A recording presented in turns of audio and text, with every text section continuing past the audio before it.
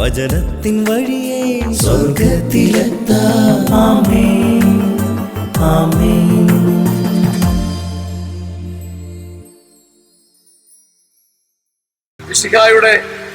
മിശിഹായുടെ ഏറ്റവും പ്രിയപ്പെട്ട ജനമേ, 1 തിമോത്തിയോസ് 2:6. അവൻ തന്നെ എല്ലാവർക്കും മോചന ദ്രവ്യമായി നൽകി. അവൻ പിടിച്ചു വച്ചില്ല. തന്റെ ശരീരം, തന്റെ മനസ്സ്, തന്റെ കഴിവ് തന്നെ പൂർണ്ണമായും ഒരു മോചന ദ്രവ്യമായി അവൻ നൽകി.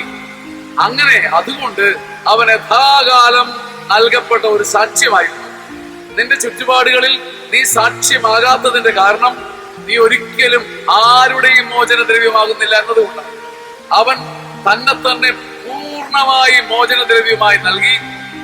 അതുകൊണ്ട് അവൻ യഥാകാലം കൃത്യസമയത്ത് എല്ലാവർക്കും മുമ്പിൽ ഒരു സാക്ഷ്യമായി മാറി. നീ ജീവിക്കുന്ന ചുറ്റുപാടിൽ മോചന ദ്രവ്യമാകാനും സാക്ഷ്യമാകാനും സഹോദര, സഹോദരി, കർത്താവ് നിന്നെ ഒരുക്കട്ടെ. ആമേൻ, ആമേൻ, ആമേൻ.